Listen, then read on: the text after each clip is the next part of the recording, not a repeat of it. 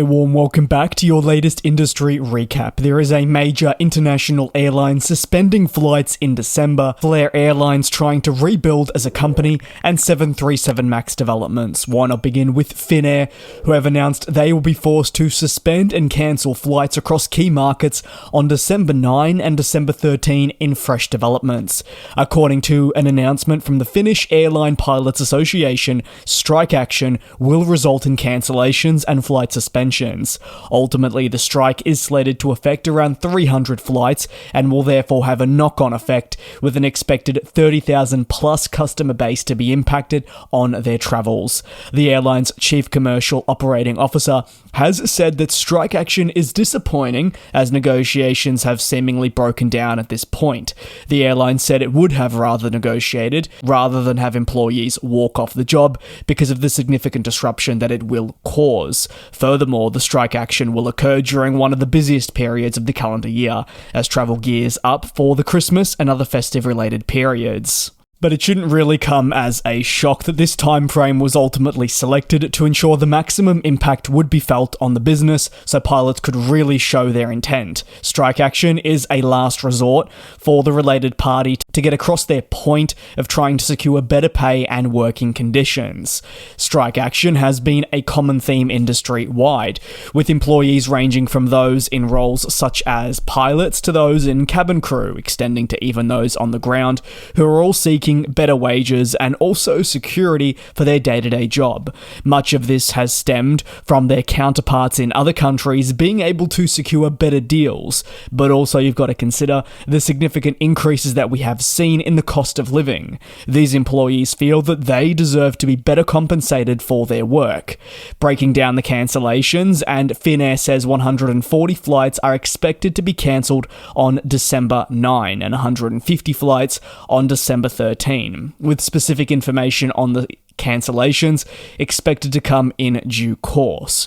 But obviously the hope is something would be finalised between now and then to try and prevent this. Finnair states that due to the large number of customers expected to be impacted by the cancellations, not all will be able to be offered a simple and effective and also close to original destination reroute. The Finland-based company said, however, it will do everything in its power to ensure that customers do have as many suitable options put in front of them, and are saying that you're encouraged to contact the airline if you have not heard from them already.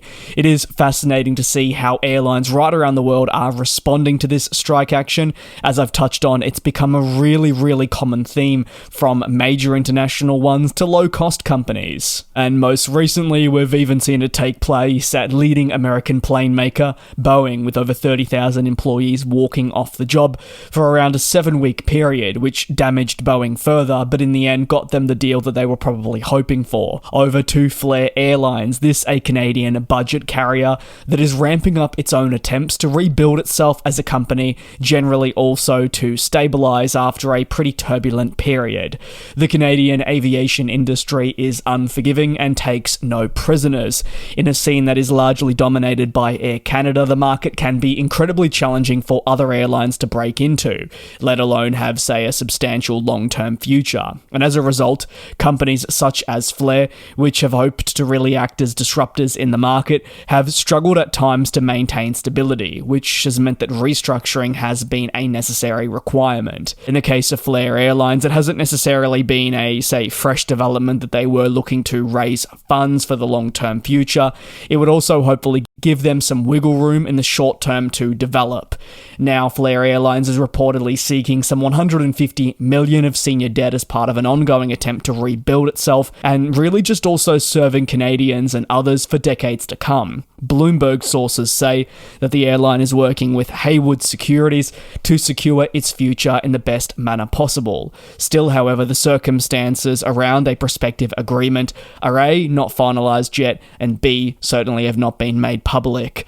Earlier this year, despite facing a certain degree of adversity, Flair Airlines said it was absolutely committed to turning around its business. This at a time when debts were only continuing to mount. There were equally frustrations regarding the development of a competitive route network, and you can't also forget the many challenges that it was experiencing with its backer 777 partners. At this point, it was quoted that the airline was looking at $100 million as an ideal amount to support the business, but the company did also clarify at the time that it wasn't in desperate need for the funds as of yet, but it still wanted to try and secure an amount with the hope that this would lessen the burden on the business, and we'd also see other complexities that had hit the company relax just ever so slightly. 2024 has been a pretty interesting year for Flair. As you may recall, its prospective merger with former Canadian carrier Lynx collapsed, and that led to the latter collapsing, which certainly shook up the industry and led Flair Airlines to have to rethink its strategy. Back taxes owed to the government have also been a prominent focus,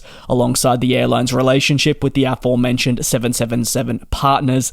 The feeling that aircraft also were seized unlawfully, concerns from the Bonza collapse, and more have all clouded this Canadian airline, but it's remained clear from the offing. It wants to be around for good. It doesn't want to say only be around for another 18 months, and therefore its ability to secure funding and to try and stabilise is going to be very important for the long term. But again, the Canadian aviation industry is absolutely unforgiving, and that's something that's worth mentioning. The last story is on Copa Airlines, who have become the next major international airline to experience complications when taking delivery of MAX jets. The Panama-based company is cutting its overall route network for the short term, bid to try and mitigate some of the impact it's facing from an inability to get MAX jets on time. The adjustment of the growth plans follows in the footsteps of many other airlines that are doing something similar. Look no further than United Airlines, who said they would be cutting their growth expectations in the coming years, as they will unfortunately have fewer available aircraft,